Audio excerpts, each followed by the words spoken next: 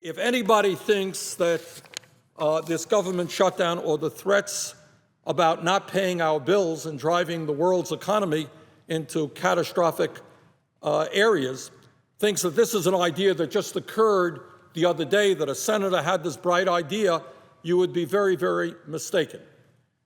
The fact of the matter is that we have a growing right-wing movement in this country funded by some of the wealthiest people in America, including the Koch brothers, a family that has made their money in fossil fuels and are worth over $70 billion. $70 billion is their worth. And they are worth $70 billion. They have access to the best health care in the world. They have access to the best housing in the world. Their family members can go to the best colleges and universities in the world. But they are obsessed by, among other things, making sure that 20 or 25 million Americans have no health insurance at all. Now, I am a strong supporter of a Medicare for All single-payer program. I don't think that the Affordable Care Act went far enough. But to say the least, that when 20 or 25 million Americans can finally have access to health insurance, go to the doctor when they need to go to that doctor, make sure that there are no regulations that prevent them from getting care because of pre-existing conditions. Can you imagine, Mr. President, billionaires going to war against working people so that they and their kids cannot get health insurance? I mean, I think that is just obscene. That is just obscene. So let me just quote from the New York Times of yesterday. And it's important that people understand that the fight against the Affordable Care Act really is just the tip of the iceberg.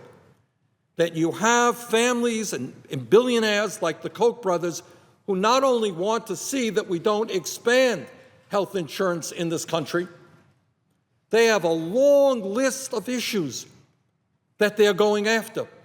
In fact, they want to repeal virtually every major piece of legislation passed in the last 80 years that protect the middle class and working families, women, children, the elderly, the sick, and the poor. That is their agenda. That is their agenda. So it's not a question of opposing the extension of health insurance through Obamacare. That's not enough for them. What they want to do is end Medicare as we know it right now, transform it into a voucher system, give an elderly person $8,000 who's dealing with cancer and say, good luck to you. They want to make massive cuts in Medicaid. They don't want to expand Medicaid, massive cuts. They are very clear about wanting to end Social Security. They don't believe the federal government should be involved in retirement issues and Social Security. One of the more amazing things of what these guys want to do, and many of our Republican colleagues apparently have drank the lemonade on this issue, is they want to abolish the concept of the minimum wage. Minimum wage now federally is $7.25 an hour. People can't live on that. And their idea is to get the federal government out of the minimum wage issue, no floor, so that if an employer in a hard-pressed area in Maine or in Vermont or in Michigan can pay people $4 an hour, they think that's freedom. You have the freedom to work for $4 an hour. You don't want a federal minimum wage.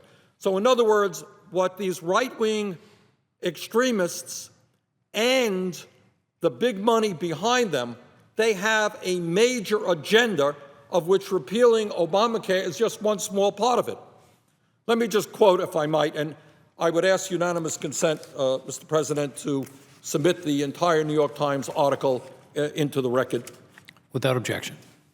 Thank you. Let me just quote from the article, yesterday's New York Times.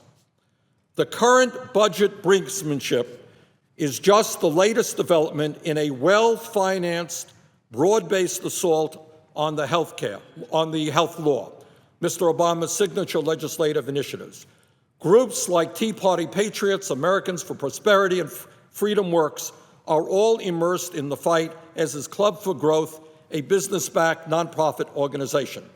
Some, like Generation Opportunity and Young Americans for Liberty, both aimed at young adults, are upstarts. Heritage Action is new, funded in 2010 to advance the policy prescriptions of its sister group, the Heritage Foundation. The billionaire Koch brothers, Charles and David, have been deeply involved with financing the overall effort. Let me repeat that. The billionaire Koch brothers, Charles and David, have been deeply involved with financing the overall effort. Remember, these are the guys who are worth $70 billion, who want to essentially repeal every major piece of legislation protecting working families over the last 80 years. And let me go back to the article, quote, "A group linked to the Kochs, Freedom Partners Chamber of Commerce, dispersed more than $200 million last year, $200 million last year, to nonprofit organizations involved in the fight," et cetera, et cetera. Now, I want to go to another paragraph, and this is really interesting and really important. The groups have also sought to pressure vulnerable Republican members of Congress with scorecards keeping track of their health care votes, have burned faux Obama cards on college campuses, and have distributed scripts of phone calls to congressional offices, sample letters to editors, and Twitter and Facebook offerings for followers to present as their own. What's going on here? What does that mean? This is what it means.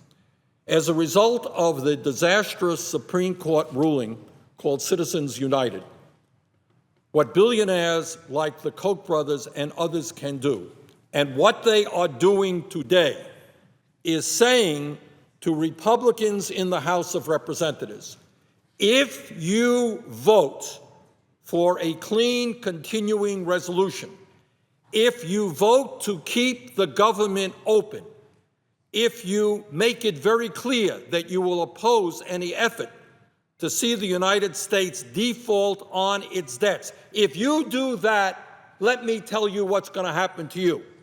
Because we have the Koch brothers and people worth billions of dollars who are prepared to jump into your campaign, perhaps to get a primary opponent against you and to fund that opponent with as much money as he or she needs.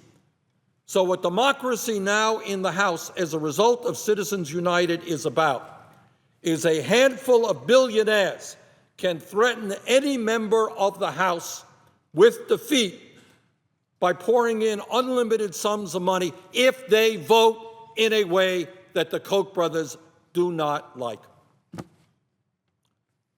Now, if that's how people think American democracy is supposed to function, it would surprise me very much.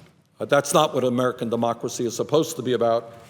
And Mr. President, that tells me again why we have got to do everything that we can to overturn this disastrous Citizens United Supreme Court decision so that a handful of billionaires cannot dictate public policy here in the United States of America and in the United States Congress.